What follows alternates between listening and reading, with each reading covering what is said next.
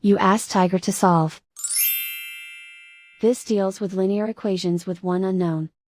The final result is p equals 3. Let's solve it step by step. Simplify the expression. Expand the parentheses.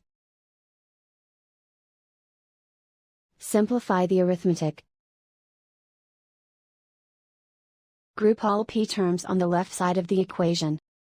Subtract 2p from both sides.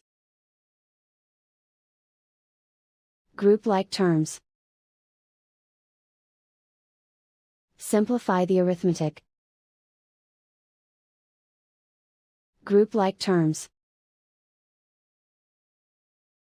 Simplify the arithmetic.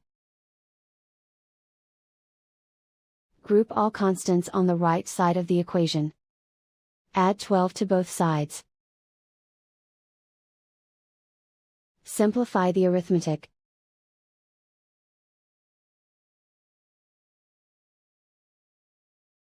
And so the final result is p equals 3.